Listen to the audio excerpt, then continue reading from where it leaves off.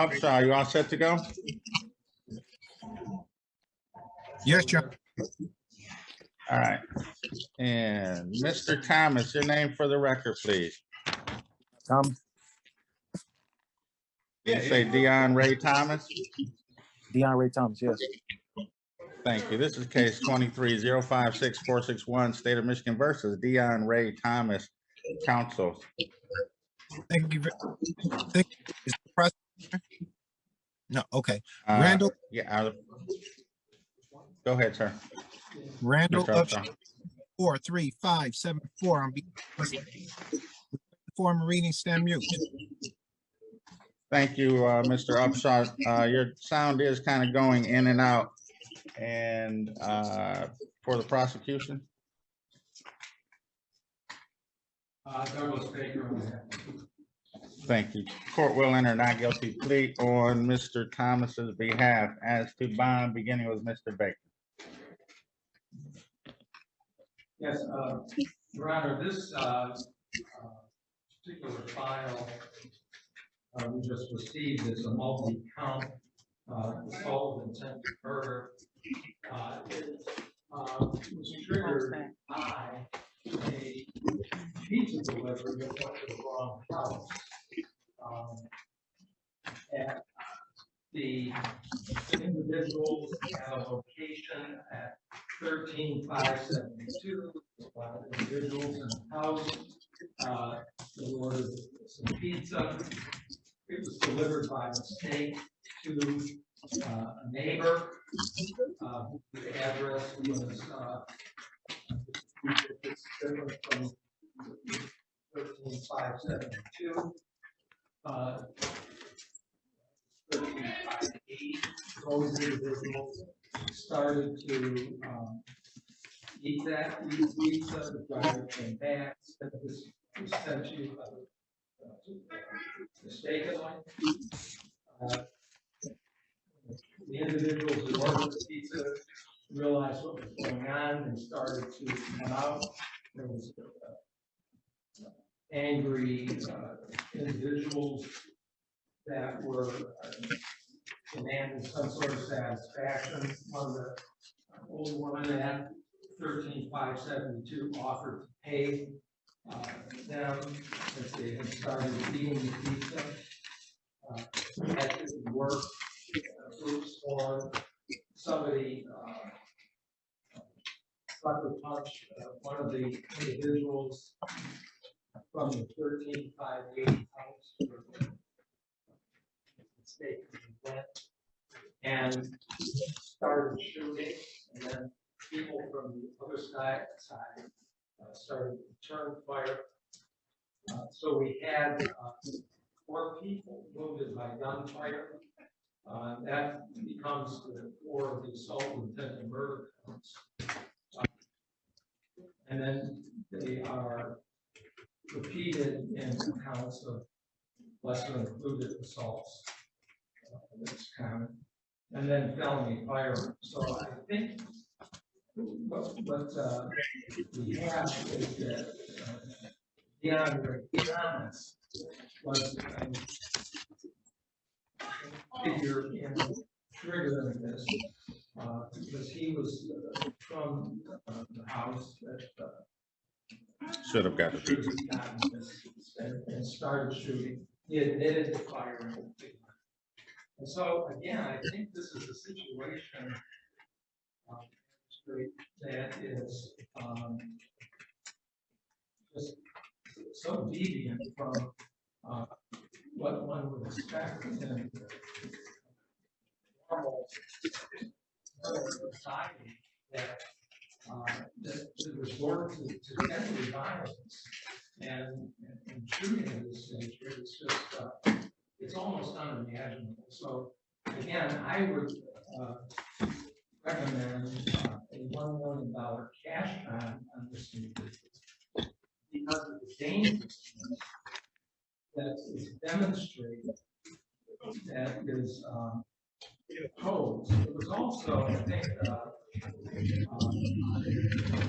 when police arrived, some hesitation residency on these people, on people in that household, to even come out. It's really take a barricaded crime. There, so that goes in a sense to, I think, a flight argument in that it shows a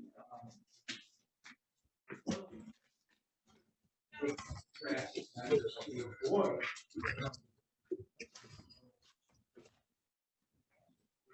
coming out those kind of stories because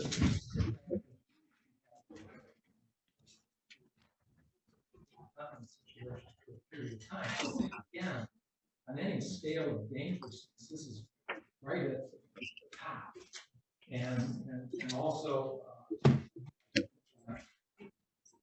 light in the sense of willingness to take drastic action to avoid accountability is also high in this case.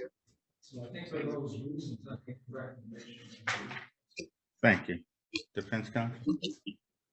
Your Honor, with all respect to Mr. Baker, two things. My client, Mr. Thomas, was never inside of the house. My understanding is, yes, at one house they ordered pizza. The pizza went next door. My client was not a part of that or knew anything about a pizza being ordered. The pizza man went next door and tried to explain it should have went next door, but it was too late. When it came out, the two individuals' homes got into it. My client was not a part of that. My client arrived subsequent while the individuals were outside arguing. He tried to be a peacemaker. My client is 32 years old, never been accused of a crime. He's been working at General Motors for the last 4.5 years. He was a licensed CPL holder. When he seen the dispute with the different people out there, he, knowing the people in one house was a family member, he tried to diffuse that and go apart. The other individuals not only pulled out guns, they shot him in the leg, and he did shoot in return. After that, the other family members ran into their house, and their house, the family members of my clients, their house was completely shot up at this point by the 3 or 4 gunmen that was next door that had received the pizza. Either way, yes, it's horrible. But the fact is, my client was not a part of that. It's not in his history. He did not start it. He was not involved in ordering the pizza, wanting the pizza, fighting. He attempted to resolve the matter. When he tried to attempt to resolve the matter, they shot him in the femur. He was automatically went to the ground with a shattered femur. From the ground, he shot him back in defense. One time, twice, and he laid there until the police arrived, while the other individuals ran and all had guns, shot up the neighbor's house, shot up his cousin's house. There's new witnesses across the street that came and attempted to try to talk to the police, saying that he just pulled up and the individuals that they did not arrest completely shot up the other person's house. The young boys, I think that's 14 and 15, had multiple guns and shot up the house. Judge, I know this is not a trial, but certain facts are not in dispute, and certain facts were always disputed. He was not there about the pizza argument. He doesn't have a criminal record, and he was trying to be a individual, stopping the two guys from fighting with each other and pulling out guns. And in the meantime, he was shot in the leg and was helpless at that point. Judge, I know the charge is serious, but when you look at the totality, that he couldn't run, he wasn't the instigator. He had nothing to do with the pizza. He shouldn't have. What we're saying is that he should not have tried to be a good Samaritan and stop these fools from fighting and shooting each other over pizza. That's his role. He was a good Samaritan, Judge, and was shot. He's unable to walk at this point. We're very concerned about the use of his leg because his femur is shattered. So he's not a capious risk. He has no history of fleeing. He has no history of violence or any criminal activity. Judge, we would ask that you place him on a tether with a low bond. Thank you. Thank you. Counsel, sure, I just have one quick question. Mr. Upshaw, your client is obviously in the hospital at this time. Do you have any prognosis as to when he might be released, and specifically would that happen before a bond redetermination hearing on Wednesday?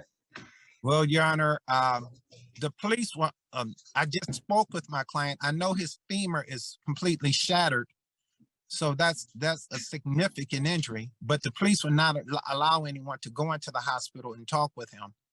So I'm at a disadvantage at that point. Thank you, Mr. Baker. Well, Your Honor, that type of argument would be available to everybody involved in the shooting. Everybody can say it just happened like an act of God, like a storm that just blew up. I mean, Cody Spears, who was out there trying to calm it, sucker punched and then fired it. I think what is significant here is that everybody that resorted that quickly to gunplay and firing should be a concern to the magistrate here. The investigation may identify other perpetrators as we go along. We have a perpetrator here identified, and I think the bond should reflect the seriousness of the accident. Thank you. I appreciate both of you for your input. I mean, it's concerning. You know, we start out with a misdelivered pizza and somehow end up with 4 people at least in the hospital, maybe more, according to the write-up. There's some significant confusion in the write-up as to who fired first, who was firing in self-defense. There are certainly different takes from different witnesses, but it's a situation that should never have escalated to this level. So, you know, the court is very concerned about public safety, the people involved here, the community in general. Defense counsel notes his client has been working for some time. I don't seriously think he's a flight risk, but I do have to question the sensibilities of those who were present out there on this date.